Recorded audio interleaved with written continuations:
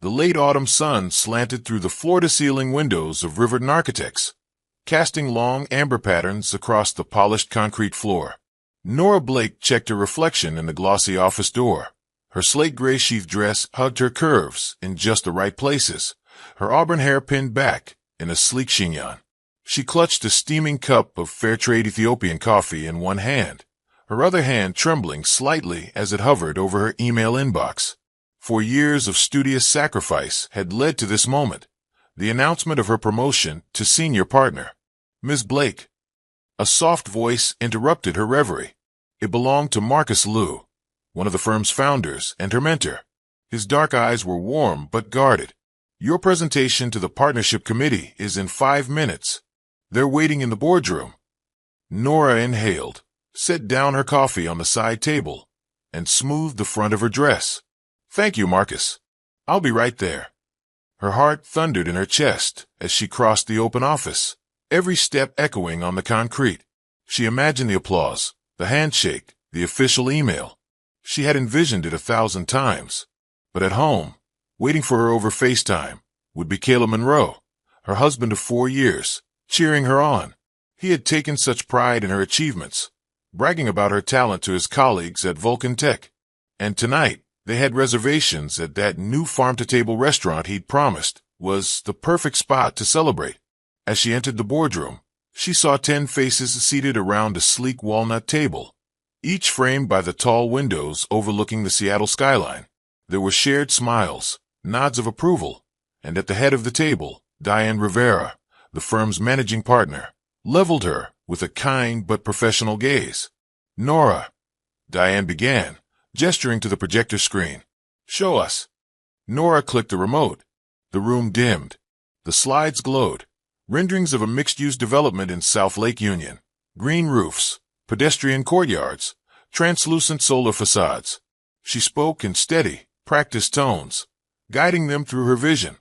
How each building would harvest rainwater. How the public plazas would foster community engagement. How her design would fulfill the firm's sustainability goals. Halfway through, her phone buzzed in her pocket. She glanced down. A text from Caleb. Plane lands in 2 hours. Can't wait to celebrate you. She blinked, then refocused on her slides. The final image, a sweeping aerial view, dusk lights glittering like constellations. She ended on a confident note. Thank you, she said, clicking the remote off. She looked up to find smiles, soft claps, approving murmurs. Diane leaned forward. Nora Blake, she said, voice firm. We're thrilled to welcome you as our next senior partner. Nora felt tears prick the corners of her eyes. She had done it. Overcame every hurdle. The scrutiny of her male colleagues. The smack of glass ceilings. She inhaled, nodded, and accepted Diane's handshake. Cameras flashed softly as Marcus patted her back, and she could feel her chest swell with pride. Later, in her car, she dialed Caleb's number. When he answered, his voice was exuberant. Nora, you did it. He yelled so loudly she heard laughter from other passengers. She laughed back. It's official. Senior partner at Riverton. Senior partner, he echoed, breathless. I'm so proud of you. Meet me at the barn and barrel at 8.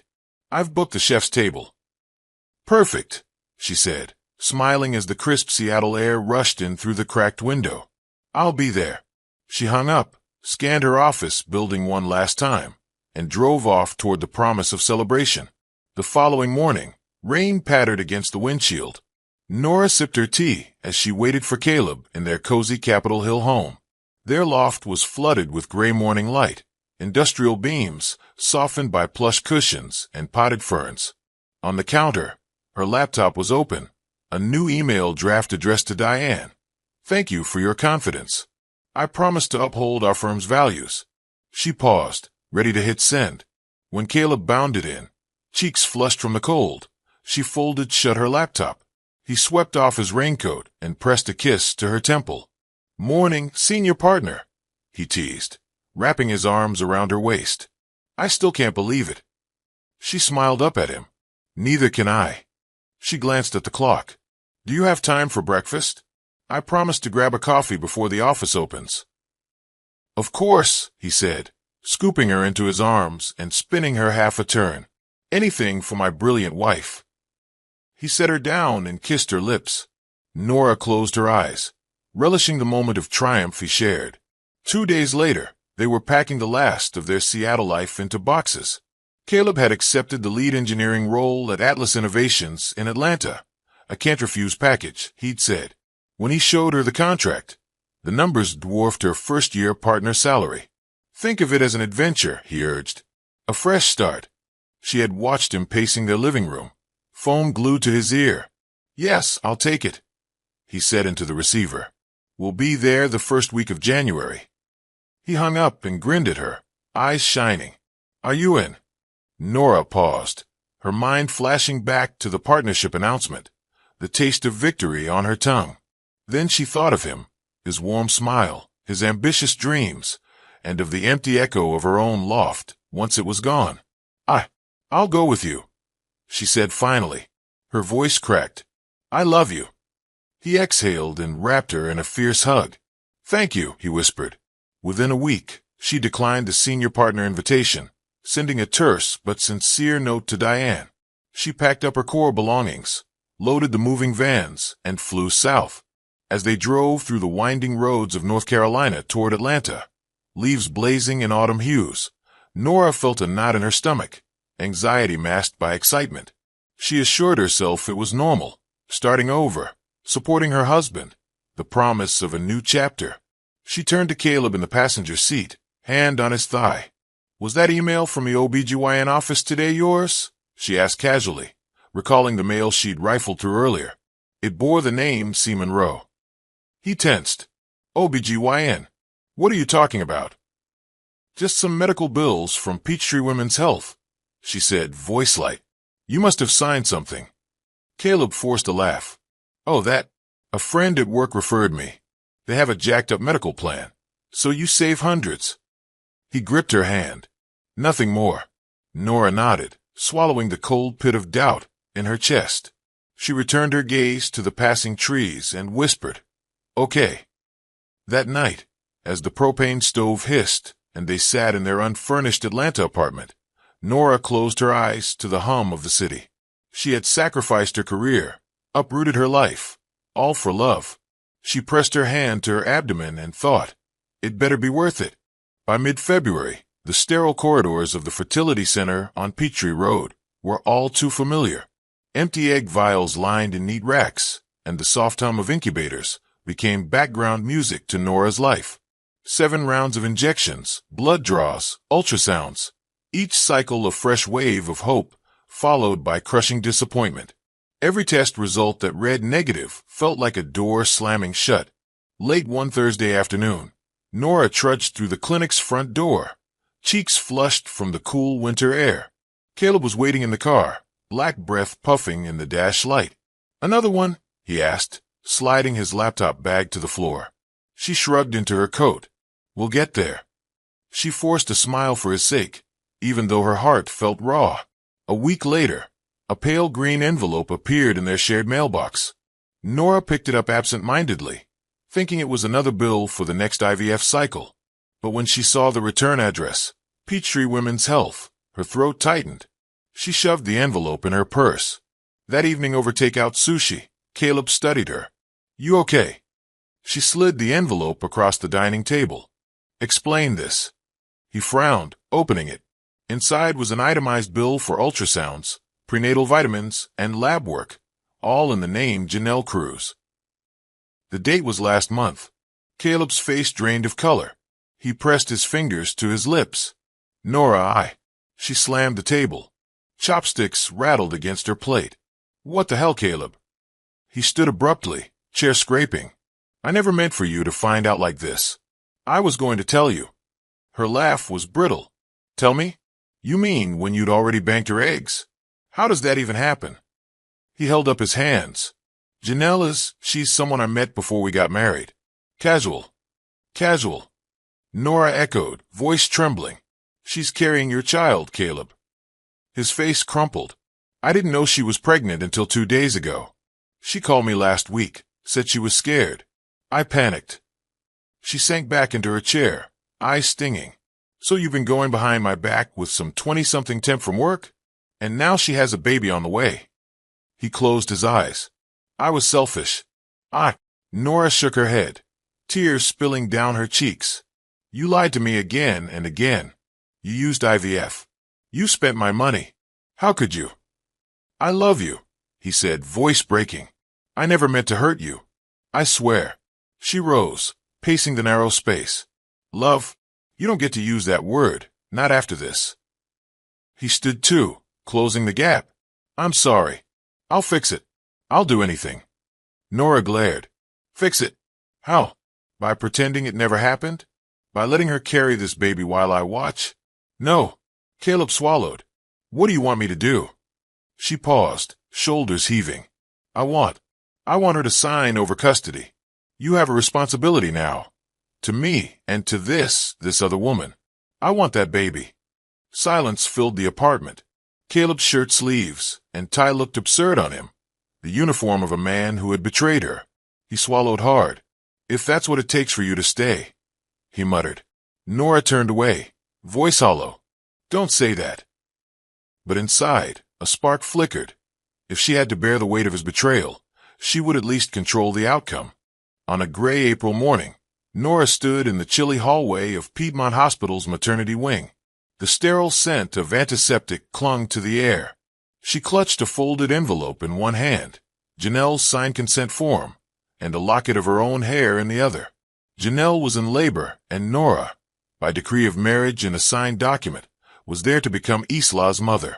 The door to room 414 opened, and Janelle Cruz emerged, cheeks pale but eyes luminous. She cradled her rounded belly, contractions ebbing and flowing. Nora approached, voice gentle. Janelle, hi. I'm Nora.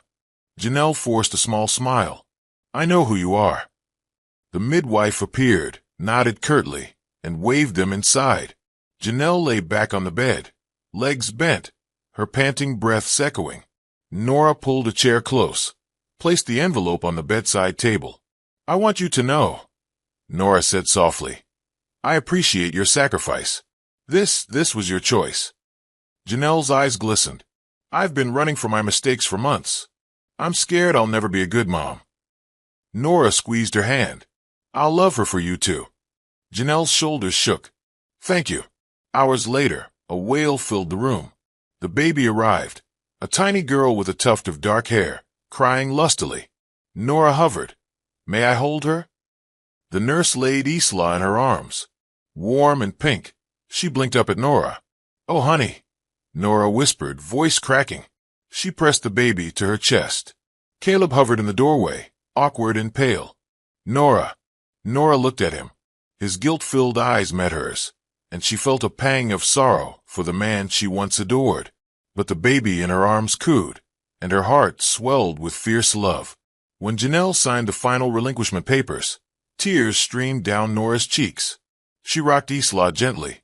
I'm your mama, she whispered. That evening, they left the hospital as a family of 3, Nora carrying Isla in a sling, Caleb trailing behind, shoulders slumped. The drive home was silent, except for the soft pad of tiny fingers tugging at Nora's shirt. In their new Atlanta home, Nora placed Isla in the nursery crib, pale walls, a mobile of stars spinning overhead. She watched the baby sleep, hair splayed across the pillow. Caleb stood in the doorway. She's perfect, he said quietly. Nora pressed a finger to her lips. She's mine. Caleb inhaled, as if admitting something to himself. Thank you, he said, voice barely audible. She nodded, caressing Isla's cheek. Don't thank me. I'm doing what you should have. He closed the door softly, leaving Nora alone with her daughter. She perched on a rocking chair, cradling Isla and humming a lullaby. Her tears fell onto the baby's blanket. Tears of sorrow for her lost career, tears of rage at Caleb's betrayal, and tears of fierce love for the child in her arms. Somehow, in the midst of shattered dreams, she had found a new purpose.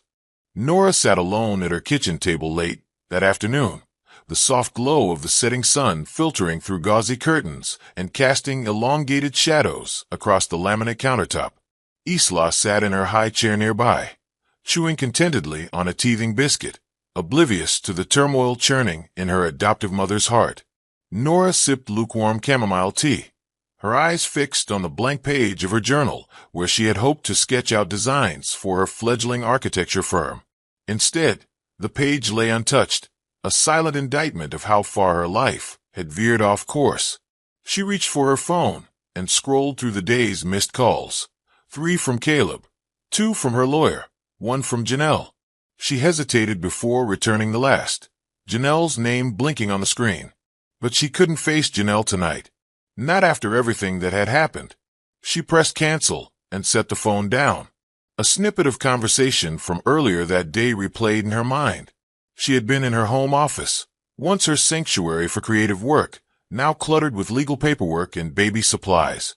She'd overheard Caleb pacing outside the door. Phone clamped to his ear. "No, I don't care what she thinks.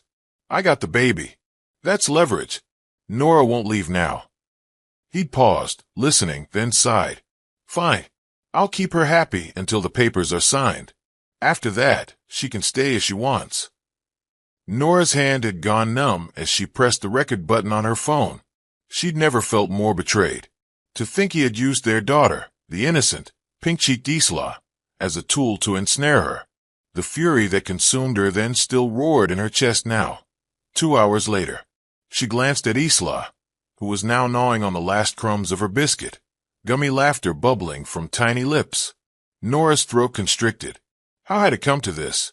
She had sacrificed her career, her dreams of partnership, her independence, all for a man who treated the child he didn't want as a bargaining chip to keep the woman he claimed to love trapped. Her journal lay open, the first line scrawled in shaky handwriting. He lied. He betrayed. She suffered. But this is not the end. She reached for a pen and wrote, "I will not be silent. I will not be imprisoned." Then she snapped the journal shut and stood, determination hardening her spine. That evening, after putting Isla to bed in the nursery, soft lullabies echoing against pastel walls, Nora found Caleb in the living room, nursing a scotch and staring at the muted glow of the television. He looked up, guilt flickering in his eyes, but said nothing as Nora perched on the edge of the sofa. "I overheard you today," she began, voice low but steady. "I have a recording of your conversation." Caleb's Adam's apple bobbed. He set his glass on the coffee table. "Nora, I can explain." "Save it," Nora interrupted. She held out her phone. "You said you didn't care what I thought. You said you used our child as leverage. Listen." He took the phone, pressed play, and leaned back as his own voice rang out in the quiet room. The scotch trembled in his hand. When it ended, he lowered the phone, eyes red. "I'm sorry," he whispered. "I panicked. I never wanted you to leave me." She shook her head, anger and sadness mingling on her face. "You didn't want me to leave. You wanted me to stay helpless, to stay silent. You used Isla to trap me." He ran a hand through his hair. "I messed up. I see that now. But I love you both. I did it because I was afraid of losing everything." Nora scoffed. "Afraid of losing everything? You already lost your wife's trust. You lost your integrity." She stood. "I'm done being afraid." He rose, stumbling a step. "What are you going to do?" His voice cracked. She met his gaze, fierce and unflinching. "I'm going to get my life back. And I'm going to do what's right for Isla." Caleb's shoulders slumped. "You can't do this. You'll ruin me." She smiled coldly. "You ruined me the moment you decided to betray me. Now I'm going to fix this." The next morning, Nora arrived at her lawyer's office with the audio file queued up and ready. Mistress'S Grant, her attorney, an exacting woman in her early 40s with steel-rimmed glasses and an unwavering gaze, listened in silence as Nora slid the phone across the sleek mahogany conference table. When the recording ended, Mistress'S set it aside and regarded Nora. "This is irrefutable," she said softly. "He committed unconscionable emotional abuse. Using a child as blackmail is beyond reprehensible." Nora felt a flicker of relief. "I want full custody, and I want him out of my life." Mistress'S leaned forward. "We'll petition for sole physical and legal custody. We'll use the recording as evidence of his unfitness as a parent. We'll request an emergency hearing."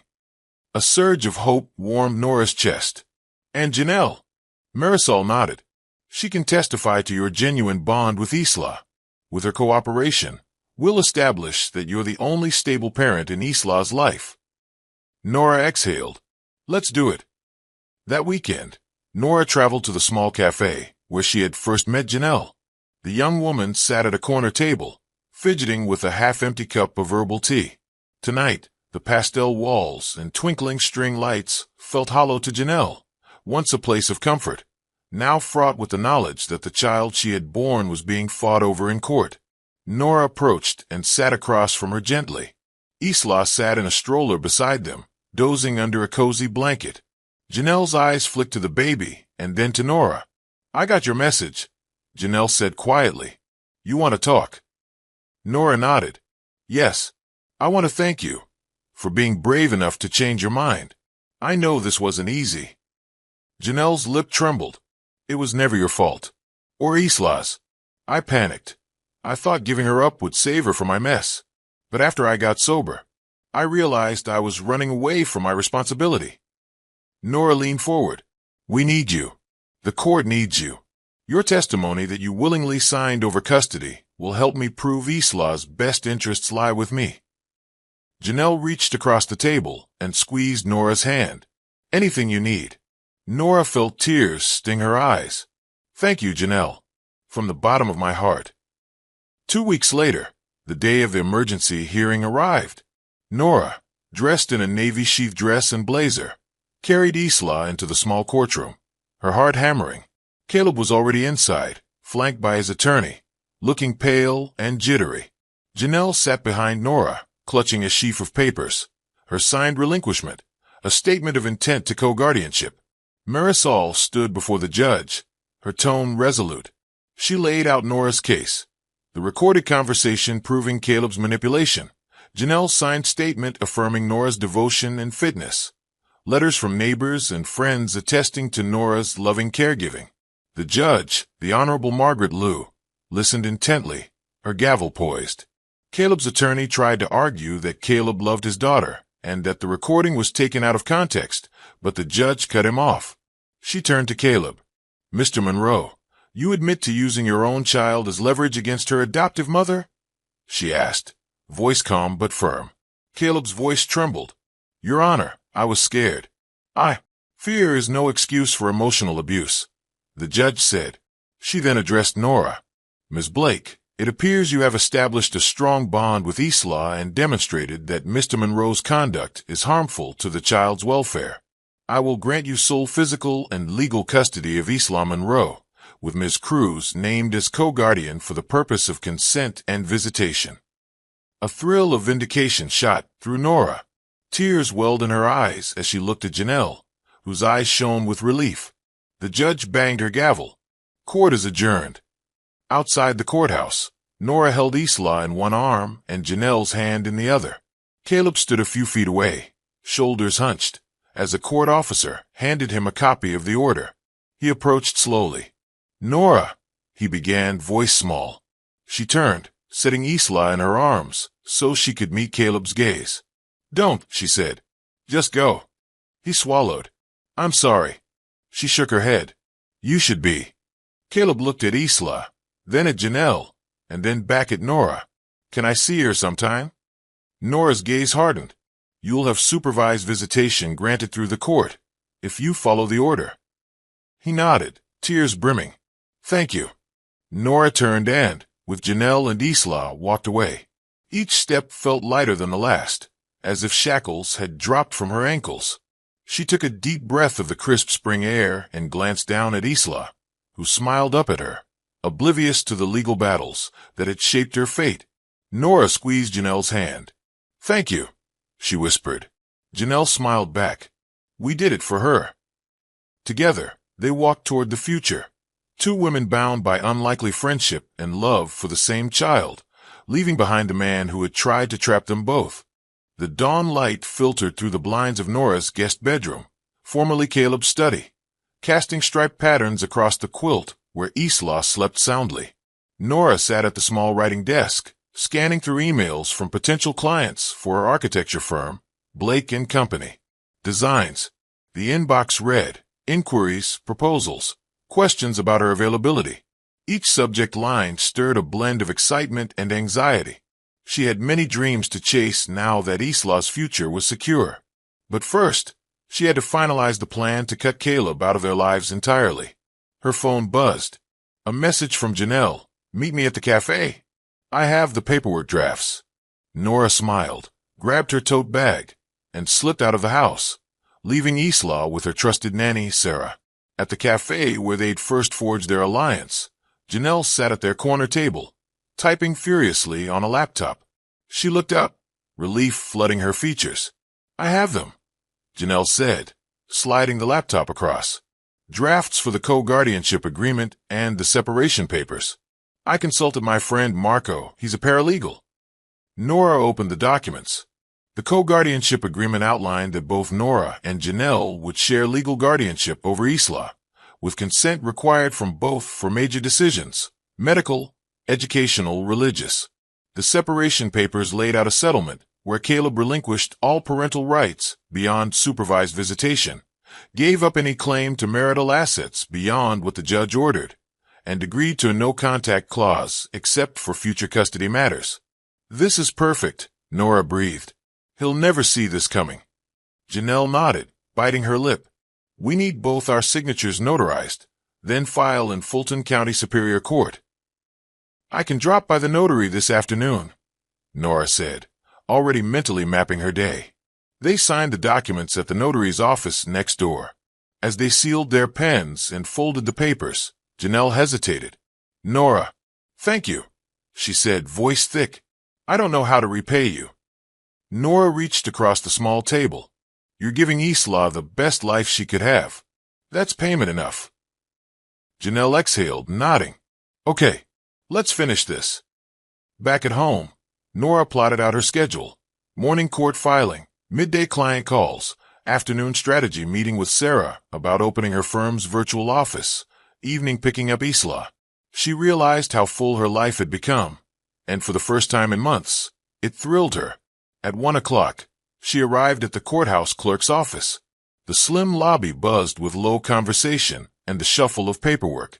She slid the envelope containing the signed and notarized documents across the counter and paid the filing fee. The clerk stamped them accepted.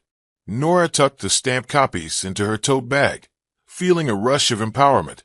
When she emerged onto the sidewalk, her phone rang Caleb. Her chest tightened. She let it ring. Voicemail. Nora, I got the papers. We need to talk. Please call me. She exhaled, then pressed delete. She had no intention of speaking to him outside of formal, court-mandated channels. That evening, Nora arrived home to find Sarah gently rocking Isla on the back patio, sprinklers whispering in the background. The yard was lush and green, a refuge from the turmoil that had dominated the past months. How was court? Sarah asked, smiling. All done, Nora said, relief softening her voice. Everything's filed. Now we wait for the hearing date. Sarah nodded. You've done what you needed to do. Nora knelt before Isla and Sarah. Thanks for everything you do, she said. I couldn't do this without you. Sarah's eyes glistened. I'm happy to help. Nora looked at the sunset sky, then turned inward. She thought of her firm, her dream that had been put on hold, and the clients she'd left behind in Seattle. She realized it was time to resurrect her career.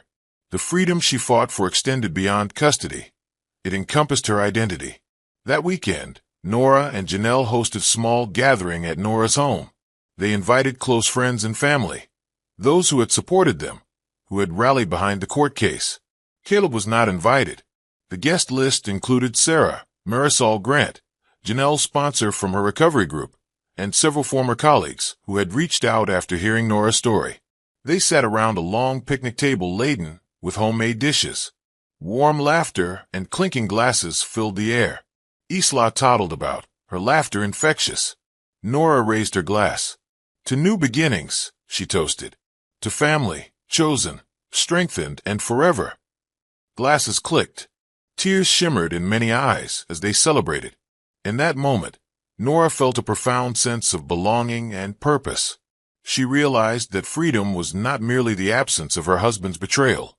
It was the presence of love, community, and the fierce determination to live on her own terms. Monday morning, as the first buds of spring blossomed on the dogwood trees, Nora arrived at her new rented studio, a bright loft space overlooking a quiet street. She had signed the lease that morning, securing a small office where Blake and Company designs would take shape. She plugged in her laptop, arranged a few framed architectural sketches on the white walls, and set out notebooks and fabric samples. The hush of possibility filled the room. Her phone buzzed with an email from a prospective client, a nonprofit seeking sustainable housing designs for low-income families. She smiled. This was the kind of project she had always wanted, combining her passion for architecture with social impact. She drafted a response, weaving in her personal story of resilience and commitment. Later that afternoon, the phone rang.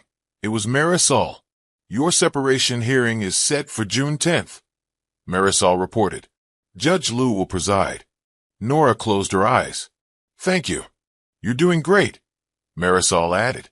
"Let me know if anything changes." Nora hung up, took a deep breath, and returned to her designs. The hum of her computer and the soft scratch of her pen on paper felt like the heartbeat of her new life. As dusk fell, Nora picked up Isla from Sarah, then returned home to find Caleb waiting on the porch, a cold drizzle falling around him. He wore a simple rain jacket, head bowed. Nora paused at the door. "You're not supposed to be here." He looked up, rain dripping from his hair. "I know," he said, "but I had to see her." He gestured toward Isla, who waved at him shyly from her stroller. Nora squeezed Sarah's arm for support. "Supervised visitation," she said, voice tight. "Through the court."